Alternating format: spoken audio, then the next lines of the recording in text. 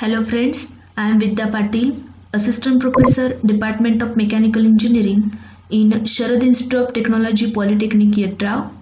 Today we are going to continue our next session of internal combustion engine for the subject Power Engineering and Refrigeration. Today in this session we are going to cover the indicator diagrams for 4-stroke engine, 2-stroke engine and comparison of 2-stroke and 4-stroke engine, and valve timing diagrams for the 2-stroke for the diesel engine and petrol engine. Okay, we start from the indicator diagrams. The indicator diagrams is the graph between pressure and volume. There are two types of indicator diagrams, that is, first is a theoretical or hypothetical diagram and second is the actual diagrams. In this figure there are two figures here shown. First is the figure 1 and 2. Figure 1 is the theoretical PV diagram for the 4-stroke SI engine, and the second is the actual PV diagram for the 4-stroke Otto cycle engine, that is SI engine. Okay, in first we see the theoretical PV diagram. In this diagram we see here there is a total 4 strokes, that is suction stroke, compression stroke, expansion stroke and exhaust stroke. From 5 to 1, that is suction stroke. Okay, during this suction stroke, this is also stroke is called induction stroke, and during this stroke the piston moves from top dead center to bottom dead center. Okay, and the inlet valve open and propagates the air fuel mixture is sucked in the engine cylinder. This operation is represented by here by the line 5 to 1. Okay, and the exhaust valve remains closed throughout this stroke. Next stroke, that is compression stroke, that is 1 to 2. Here the line 1 to 2 shows the compression stroke. In this stroke the piston moves towards top dead center and compresses the enclosed air fuel mixture drawn in the engine cylinder during the suction, and the pressure of this mixture rises in the cylinder to a value about 8 bar. Just before the end of this stroke, the operating plug ignites the spark, which ignites the mixture, and a combustion takes place at the constant volume line, that is 2 to 3, that is constant volume line. Okay, both inlet and exhaust, both valves are remain closed during this stroke. Next stroke, that is expansion stroke. That stroke is also called working stroke. Okay, because in this stroke work done is carried out. When the mixture is ignited by the spark plug, the hot gases are produced, which drives the piston from top dead center to bottom dead center, and thus the work is obtained in this stroke. It is this during this stroke when we get work from the engine, and the flywheel mounted on the engine shaft stores the energy during this stroke and supplies it during the idle stroke. The expansion of these gases, here we can see in 3 to 4, that is expansion of gases. Okay, here also both valves remains closed during the start of the stroke, but when the piston moves from top dead to bottom dead center, the exhaust valve opens. Okay, here 3 to 4, that is expansion valve. Next is the exhaust stroke, where at exhaust stroke burnt gases of the charge throughout the exhaust and exhaust valve open. Okay, this is shown here from 1 to 5, line 1 to 5, that is exhaust stroke. That means at 2 to 3 there is a constant volume. Okay, and 5 to 1, that is suction and exhaust strokes are shown in this line, that is 5 to 1.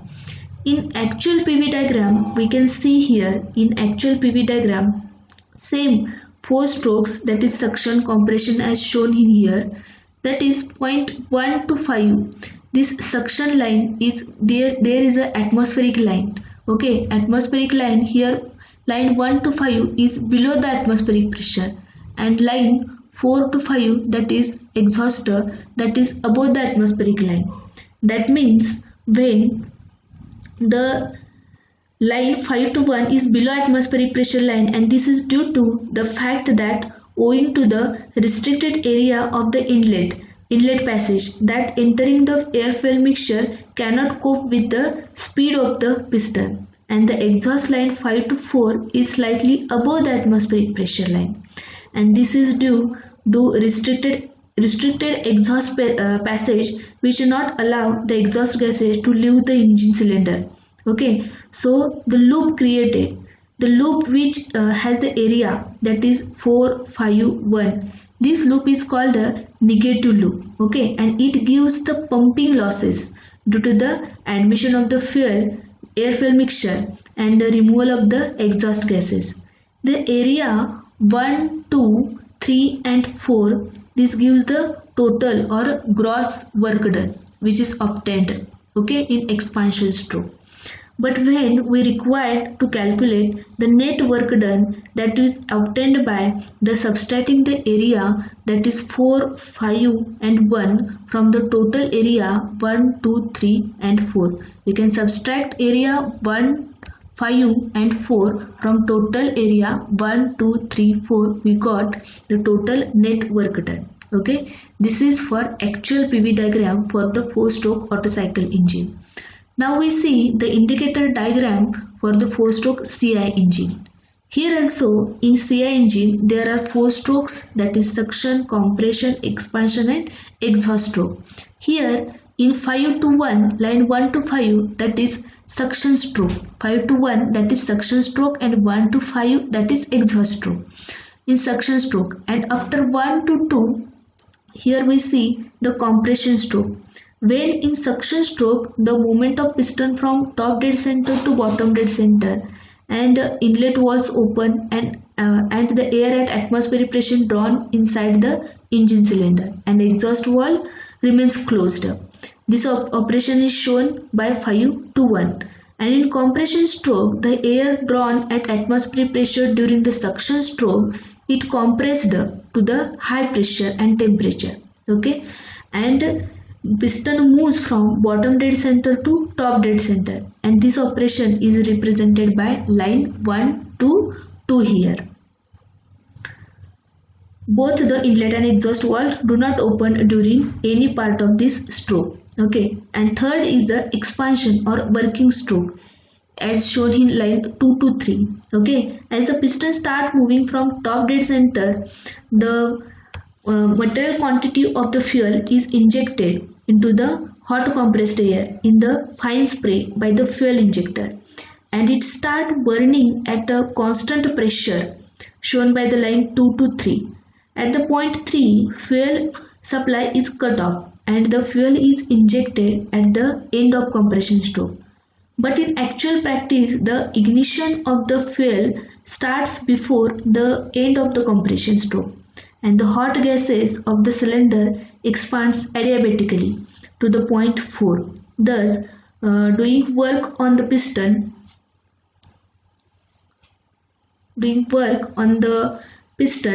that is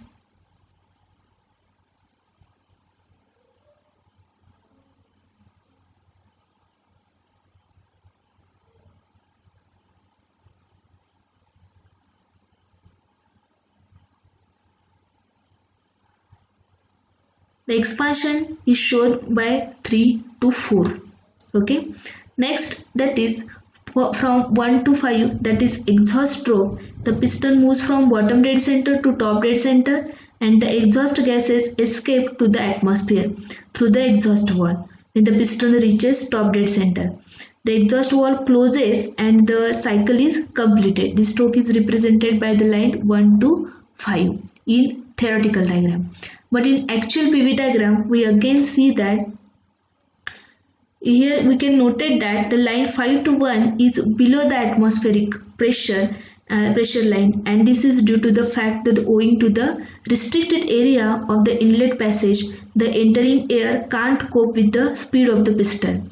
And the exhaust line 4 to 5 is slightly above the atmospheric line, and this because of the restricted exhaust passage which do not allow the exhaust gases to leave the engine cylinder quickly. So the loop of the area 451, this loop is called a negative loop again, and it gives the pumping losses due to the admission of the air and removal of the exhaust gases. Again, the area 1, 2, 3 and 4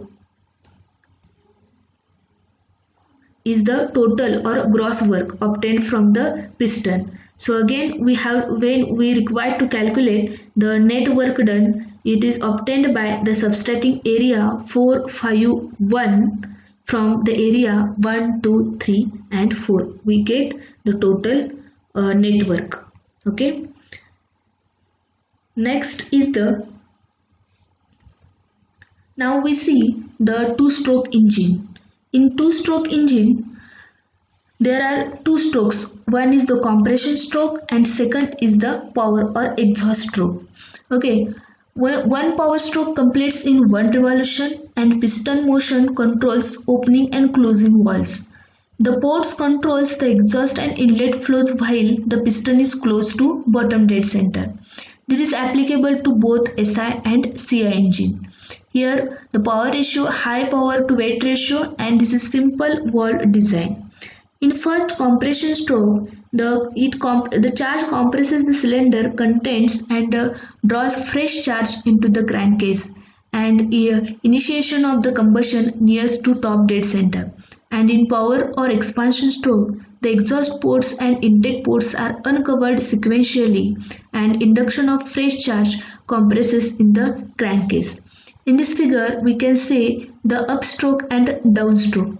In the upstroke figure, we can see here the fuel mixture is drawn in the crankcase when the inlet valve is open, and again there is a transport port is covered position. Okay, and here the fuel is compressed and ignited. When in upstroke, that means the piston moves from bottom dead center to top dead center in crankcase. Okay, and in next figure, in downward stroke, here we can see here also one transport port is uncovered position and fuel mixture forced in that cylinder, and after forcing downward stroke, that is top dead center, piston moves from top dead center to bottom dead center and burnt fuel is pushed out by the compressed fuel mixture. This is the working of two-stroke engine. In two types, the types of two-stroke engine depending upon the scavenging method used. There are basically two types. First is the crankcase scavenged engine and second is separately scavenged engine. In crankcase scavenged engine, we see that this is one of the simplest type of two-stroke engine, and this engine charge, that is for the SI engine air fuel mixture and for the CI engine the only air, is compressed in the crankcase by the underside of the piston during the expansion stroke. There are three ports in the engine, that is intake port at the crankcase, transport port and exhaust port. We can see in this figure. The compressed charge passes through the transport port into the engine cylinder, flushing the products of combustion, and this process is called scavenging, and this type of engine is called a crankcase scavenged engine. As the piston moves down, the first uncovers the exhaust ports and the cylinder pressure drops to the atmospheric level as the combustion products escapes through these ports. Further downward motion of the piston uncovers the transfer ports and permitting the slightly compressed mixture of air in crankcase to enter the engine cylinder. The top of the piston and the ports are usually shaped in such a way that the fresh air is directly towards the top of the cylinder before flowing towards the exhaust port. This is for the purpose of scavenging the upper part of the cylinder of the combustion products and also to minimize the flow of the fresh air fuel mixture directly through the exhaust ports. Okay, as the piston returns from bottom dead center, and the transport ports and then exhaust ports are closed and compression of the charge begins. Motion of the piston during compression lowers the pressure in the crankcase so that the fresh mixture or air is drawn into the crankcase through the inlet valve, and ignition and expansion takes place in the usual way, and the cycle is repeated. We can see here. Okay, next our next type, that is separately scavenged engine. Again, separately scavenged engine having two types, that is loop scavenged two-stroke engine and port arrangement of the two-stroke end-to-end scavenged compression ignition engine. First we see for the loop scavenged two-stroke engine. This is another type of engine which uses externally device like a blower to scavenge the products of combustion, that is called externally or separately scavenged engines. The details of this type of engine is as shown in figure number 7. In this engine, air-fuel mixture is supplied at the slightly higher pressure at the inlet manifold. As the piston moves down on the expansion stroke, it uncovers the exhaust ports at approximately 60 degrees before the bottom center. About 10 degrees later, when the cylinder pressure has been considerably reduces, the inlet ports are uncovered and scavenging process takes place. The inlet ports are shaped in such a way that most of the air flows to the top of the cylinder on the inlet side and moves down on the exhaust side, forming a loop. Before reaching the exhaust port, this ensures scavenging of the upper cylinder volume. Piston deflectors are not used as they are heavy and tend to become overheated at a high output. Now, next in figure number 8, we see that is end-to-end scavenged engine. This is another type of two-stroke engine. It's opposed piston type or sometimes called the end-to-end scavenged engine. The details of this type of engine is shown in figure number 8, and in this type of exhaust ports are opened first and the inlet ports are shaped in such a way that the air or mixture enters tangentially, thereby imparting the swirling motion. The swirl helps to prevent the mixing of fresh charge and combustion products during the scavenging process early on the compression stroke, and the exhaust ports close first. Because of the flow through the inlet port, the cylinder pressure starts rising, and when the pressure is close to the inlet manifold pressure at the inlet port closes. In this opposed piston engine, it may be noted that two pistons are a little out phase. In the loop scavenged engine, the port timing is symmetrical, so that the exhaust port must close after the inlet port closes. The timing prevents this type of engine from filling its cylinder at full inlet pressure. In the end-to-end scavenged engine, the counter flow within the cylinder is eliminated, and there is less opportunity for the mixing of fresh and spent gases. So this is for more efficient. So the scavenging should therefore be more efficient. Here we can see the arrangements here. Here inlet, rotor, blower, exhaust. Okay, this is all about two-stroke engine. Now we see the comparison of 4-stroke and 2-stroke cycle engines. Okay, in 4-stroke engine, the thermodynamic cycle is completed in 4 strokes of the piston or in 2 revolutions of the crankshaft. Thus, 1 power stroke is obtained in every 2 revolutions of the crankshaft, and because of the above turning movement is not so uniform, and hence the heavier flywheel is needed for the 4-stroke engine. But in 2-stroke engine, the thermodynamic cycle is completed in 2 strokes of the piston or in 1 revolution of the crankshaft. Thus, there is 1 power stroke for every revolution of the crankshaft. And because of the turning movement is more uniform, and hence the lighter flywheel can be used for the 2-stroke engine.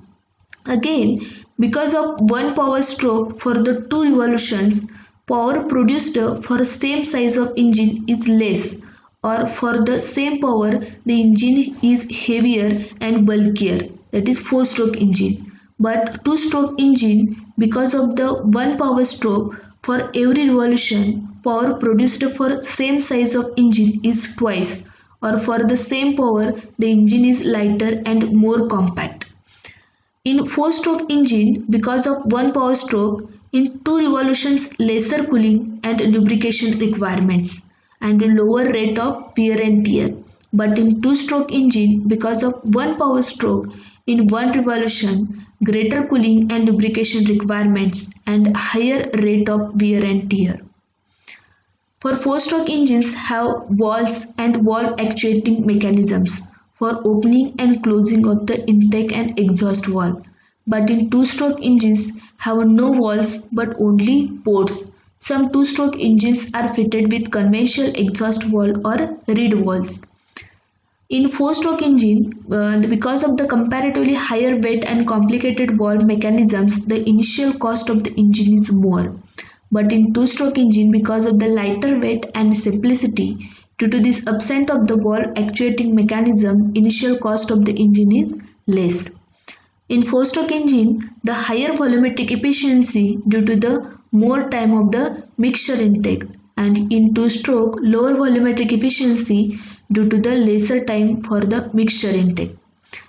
And in four-stroke engine, the thermal efficiency is higher, part load efficiency is better, but in two-stroke thermal efficiency is lower and part load efficiency is very poor. In four-stroke engine used where the efficiency is important, while in cars, buses, trucks, tractors, industrial engines, aeroplanes and power generation. And in two-stroke engines used where low cost, compactness and lightweight are important, while in mopeds, scooters, motorcycles, hand spares, etc. Okay, now we see the valve timing diagrams. Valve timing diagrams for the four-stroke SI or auto engine. This figure number 9 and figure number 10, here we see the theoretical and actual valve timing diagrams for the four-stroke auto cycle engine. Okay, figure number 9 is the self-explanatory, where we see the four strokes, that is suction, compression, expansion and exhaust. Four strokes we see in this figure. Okay,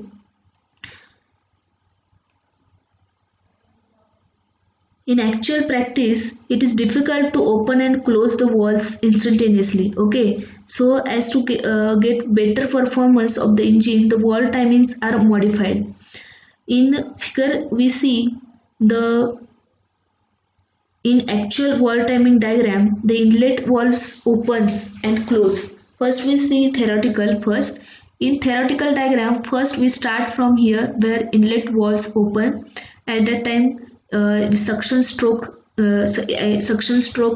starts at this position where the charge sucks into the cylinder crankcase and piston moves from top dead center to bottom dead center. First we see here there is a top dead center, here bottom dead center.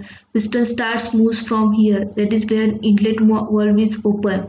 Suction strokes complete at when the piston moves to bottom dead center, and here we see inlet valve is closed. When inlet valve closes and suction stroke piston moves to bottom dead center, that time your compression stroke is start. Okay, when compression stroke is start, and here at the end of compression stroke, when piston reaches to top dead center, the ignition start, and after ignition start, piston moves from top dead center to again bottom dead center, and expansion stroke starts here. When the expansion stroke completes, here the expansion exhaust valve opens, and again the exhaust stroke starts, and again at the end of the exhaust stroke, the burnt gases are exhaust from the exhaust valve, and exhaust valve open here when the piston moves from bottom dead center to top dead center. This is all about theoretical valve timing diagram for the four-stroke auto cycle engine. But now we see in actual valve timing diagram. Okay, in this actual valve timing diagram, we see that actual valve timing, the inlet valve is open at 10 to 30 degree in advances of the top dead center. and positioned to enable the fresh charge to enter the cylinder and help the burnt gases at the same time to escape to the atmosphere. And the suction of the mixture continue up to 30 to 40 degree or even 60 degree after bottom dead center position.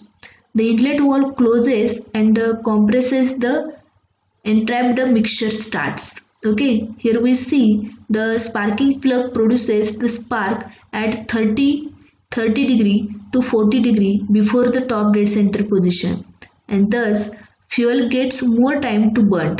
The pressure becomes maximum nearly 10 degree past the top dead center position, and the exhaust valve opens 30 degree to 60 degree before the bottom dead center position, and the gases are driven out of the cylinder by the piston during its upward movement, and the exhaust valve closes when the piston is nearly 10 degree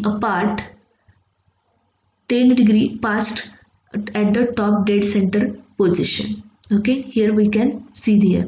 Same as it is for the valve timing diagrams for the 4-stroke compression ignition engine or diesel engine. Here the theoretical diagram is same for CI engine also, 4 strokes here, and here in valve timing diagram for the actual valve timing diagrams for the 4-stroke diesel cycle engine, here is however same. In here the inlet valve open 10 degree to 25 degree in advance of the top dead center and position, and closes 25 degree to 50 degree after the bottom dead center position.